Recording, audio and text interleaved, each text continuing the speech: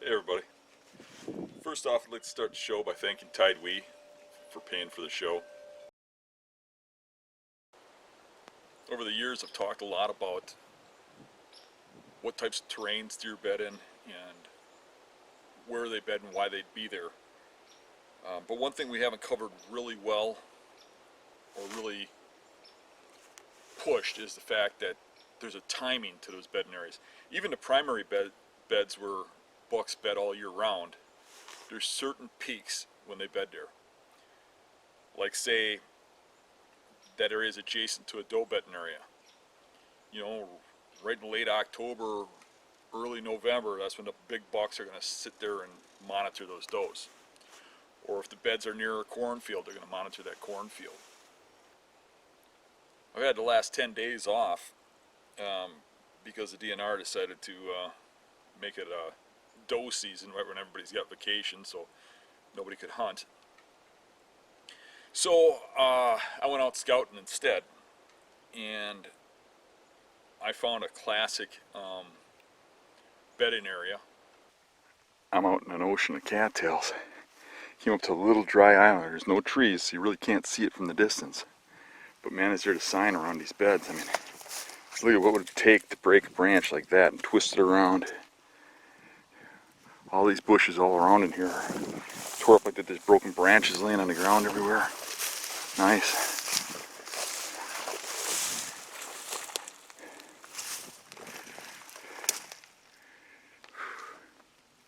Yeah, look at these beds.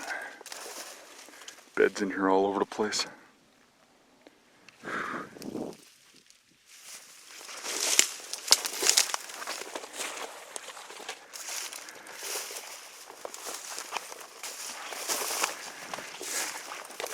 Look at this.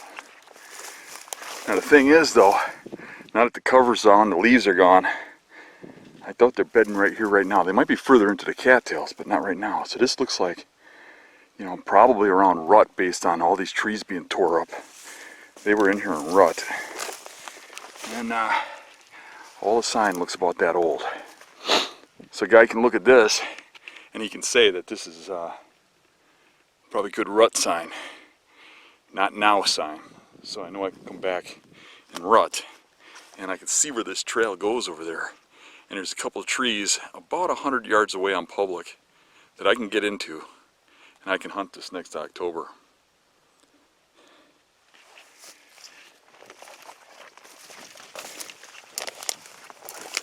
There had to be a time when this was really just rocking back here.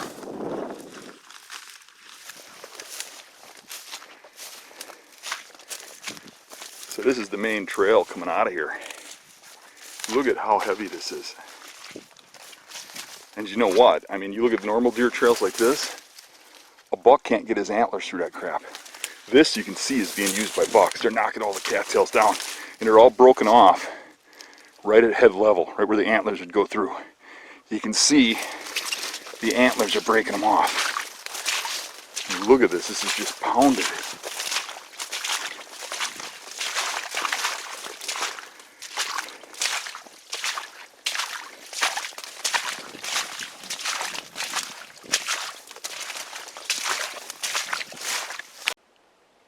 And what I noticed was it was grass and cattails and dogwood, and the beds were pretty open.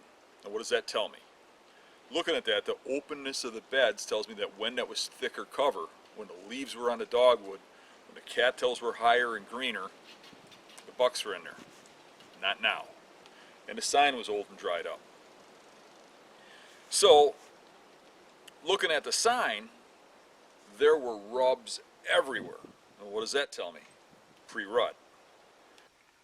Now that I'm back here where there's some trees, there must be 1,000 rubs where that trail comes out of that swamp. Now you look at this tree here, and way over here there's nicks on this tree. That's quite the distance. But there's rubs everywhere back here, and big ones and high ones and small ones and little ones. And it's pretty much a pinch point. And this is so remote and through such deep water, I don't think anybody's really getting back here. There's giant rubs in here everywhere. Look at that one. Holy crap, way up that tree. There's one there, big high one over there. Look at that one, and that one. So it's obvious by the amount of sign there, and the amount of deer traffic, and the amount of rubs, that there had to be a lot of activity in there between mid-October and early November. There's probably about a 2.5 week peak period of time when those bucks are living there and coming through. That spot needs to be hunted next October.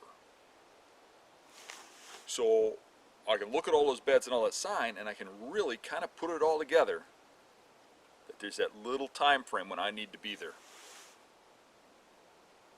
Think about that next time you're looking at a buck's bedding area. Think about, why was he here? When was he here? What was he doing here? Why would he want a bed here? Ask those questions. Those are just as important as what tree you're going to set up and what wind you're going to hunt on and when he's bedding there based on wind.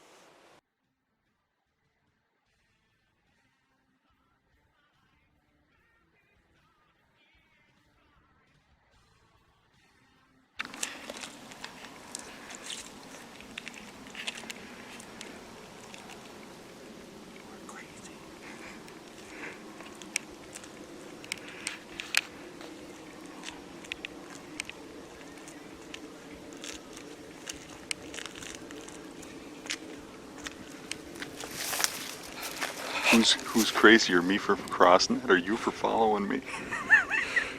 I'm not answering that. I'd hate to go through that. It's a foot of water and 10 feet of muck. I've experienced that muck before. That is not fun. Yeah.